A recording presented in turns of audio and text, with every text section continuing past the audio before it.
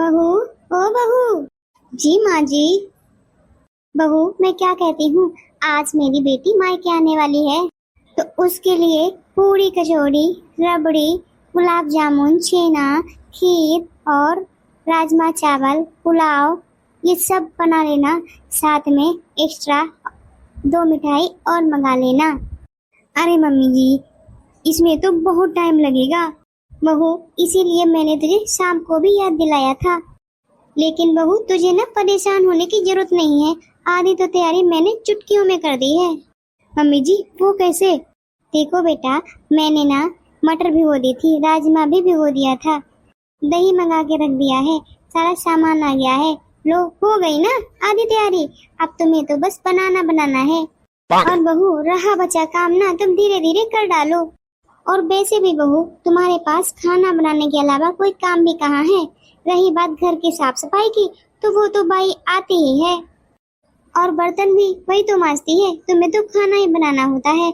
और वैसे भी खाने में मैं रोज रोज तो तुमसे कहती नहीं हूँ, आज बेटी मेरी आ रही है तो उसके लिए मैंने बोल दिया तुम्हें।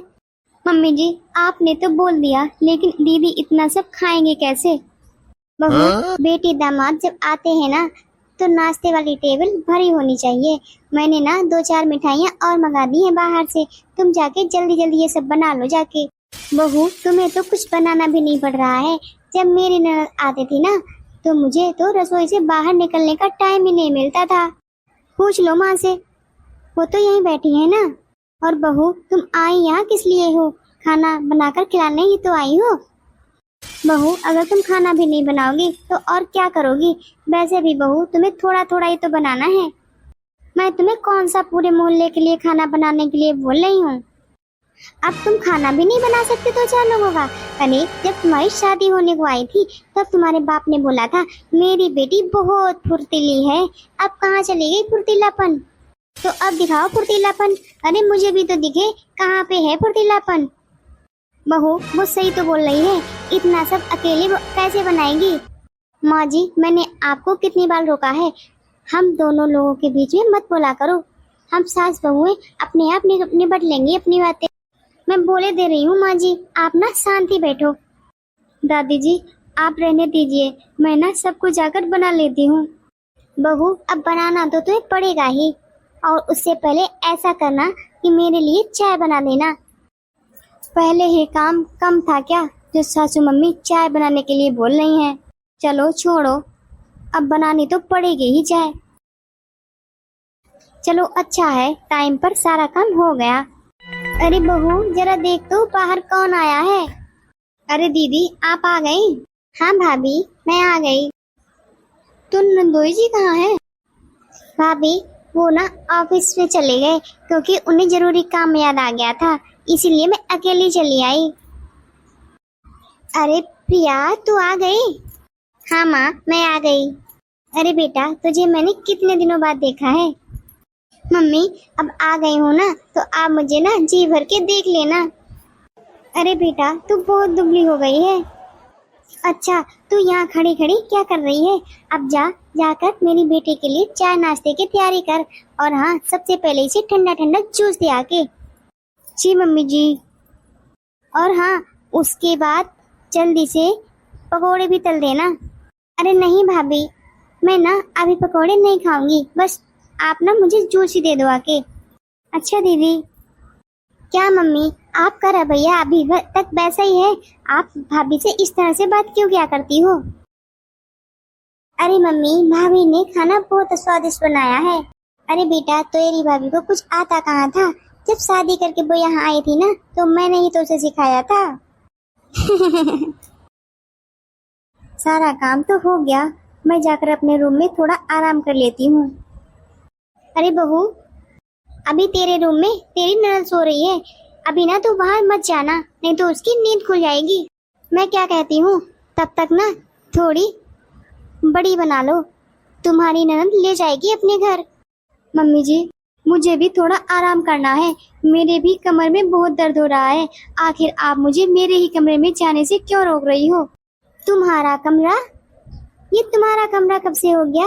ये घर मेरा है, तो तुम्हें भी मेरे हिसाब से ही चलना पड़ेगा। मम्मी जी आप ये क्या बोल रही हो? क्यों, ये घर मेरा नहीं है? हाँ तू सही कह रही है, ये घर तेरा नहीं है, ये घर मेरा है, मेरी बेटी का है, क्योंकि घर तो सिर्फ ननद का ही होता है। अब तुम ऐसे क्या देख रही हो? जाओ जल्दी से बढ़िया बना दो जाके। मम्मी जी नहीं, मेरी कमर में ना बहुत तेज अकड़न आ गई है, बहुत दर्द हो रहा है। मैं ना सबसे पहले आराम करूंगी, उसके बाद ही कुछ करूंगी जाके। मम्मी जी भले ही आप मुझे इस घर का हिस्सा ना मानती हूँ, लेकिन मैंने तो इस घर को आते ही अपना ही मान लिया था। अरे नखरे देखो, क्या नौटंकी लगा रखी है। अभी तुम्हें आए हुए सिर्फ 4 महीने हुए हैं और अभी से तुम इस घर पे कब्जा जमा रही हो। बहू ये बिल्कुल मत समझना कि तुम इस घर में ब्याह कर आई हो तो इस घर पे तुम्हारा हुक्म चलेगा। इस घर पर ना सबसे पहले अधिकार मेरी बेटी का ही है और किसी का नहीं। मम्मी जी मैंने मना नहीं किया है। मम्मी जी ये घर दीदी का भी है और मेरा भी है। मैं कोई बंधुआ मजदूर नहीं हूँ जो सुबह से उठकर लगातार शाम तक जब तक लेटूं तब तक काम करती ही रहूं। काम करूंगी लेकिन आराम करके करूंगी, क्योंकि मेरे कमरे में बहुत तेज दर्द है। बहू तुम्हारी ना बहुत जुबान चलने लगी है। अरे ऐसा थोड़ी ना होता है। देखो घर में ना सास की ही चलती है। अगर सास ने बोल दिया तुम्हें काम करना है तो तुम्हें काम करना है, तो काम करो जाके तुम। और रही बात आराम की, तो आराम बाद में कर लेना, तब तक ना मेरी बेटी भी उठ जाएगी। ठीक है मम्मी जी मैं जाती हूँ, पर मैं ना उससे पहले दीदी के ससुराल में फोन लगाती हूँ और उन्हें भी ये बातें बता देती हूँ कि घर तो ननद का होता है, बहू का तो सिर्फ किचन ही होता है। आखिर दीदी की ससुराल में दीदी की भी तो ननद है, उन्हें भी वहाँ पूरा अधिकार मिलना चाहिए। और दीदी तो हमेशा अपने ससुराल की गुणगान ही करती रहती हैं, उन्हें तो पूरा सम्मान मिलता है वहाँ। तो फिर उन्हें भी तो पता चलना चाहिए कि ननद का पूरा अधिकार होना चाहिए घर पर। सिर्फ भाभीियों के लिए किचन ही होता है। अरे बहू तुम ये क्या कर रही हो? मेरी बेटी के ससुराल में फोन करके तुम क्या उसकी ससुराल में दंगल कराना चाहती हो? मम्मी जी मेरा तो घर बर्बाद हो चुका है। जिस घर ने मेरी इज्जत नहीं, मेरा घर नहीं, तो फिर उनकी ससुराल में उनका भी कोई अधिकार नहीं है। उनके लिए तो केवल किचन है। अरे बहू तुम क्या कर रही हो? ऐसा मत करो।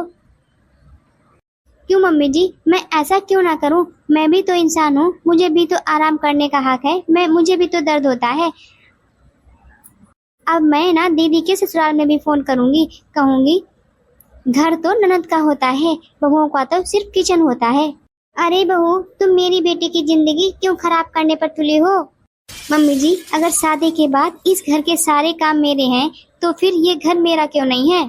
आप केवल मेरा किचन ही क्यों बता रही हो? मम्मी जी बताइए मुझे, क्या मैं सिर्फ यहाँ पर किचन का काम करने के लिए ही आई हूँ? बहू मुझे तुम माफ कर दे, लेकिन मेरी बेटी के ससुराल में फोन करके कुछ मत कहना, वरना मेरी बेटी का हंसता खेलता घर बर्बाद हो जाएगा। मम्मी जी आपकी बात बिल्कुल सही है, लेकिन आगे से आप मेरे लिए भी मेरी ससुराल ऐसी बनाइए कि मैं भी यहाँ पर हंसी खुशी रह सकूं, वरना ननद जी की ससुराल में मुझे फोन करते देर नहीं लगेगी। ठीक है बहू तुम ना जाकर अपने कमरे में आराम कर लो, मैं ना उसे उठा देती हूँ, वो मेरे कमरे में सो जाएगी आके। मम्मी जी दीदी वहाँ सोई हैं, मुझे इससे कोई परेशानी नहीं है, लेकिन आप ना मुझे मेरे ही रूम में जाने से रोक रही थी, मुझे इससे परेशानी है। देखो बहू गलती हो गई है, लेकिन अब इस बात को आगे बढ़ाने से कोई फायदा नहीं है। जाओ बहू जाओ, तुम ना अपने कमरे में जाकर आराम करो। तो हेलो गाइस, कैसा लगा आपको मजाक मेरा? तो हेलो गाइस, अभी मैं आपको भजन सुनाऊंगी। अब पूछोगे किस खुशी में?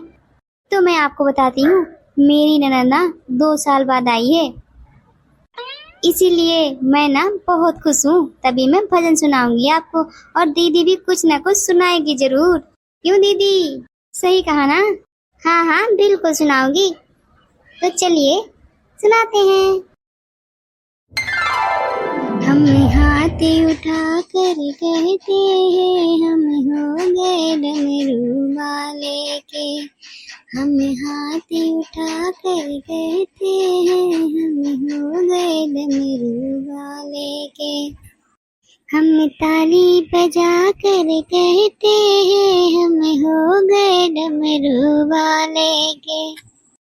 हम हाथ उठा कर कहते हैं हम हो गए डमरू वाले के। कोई तुमसे न अंतर्यामी है, तू ही हर जग का स्वामी है। जयकार लगा के कहती हूँ हम हो गए डमरू वाले के। हम हो गए डमरू वाले के, हम हो गए डमरू वाले के। मेरे जीने का तू ही सहारा है, मुझे प्राणों से भी प्यारा है। मेरे जीने का तू ही सहारा है, मुझे प्राणों से भी प्यारा है। बहते हुए आंसू कहते हैं हम हो गए डमरू वाले के। हम हाथ उठा कर कहते हैं हम हो गए डमरू वाले के।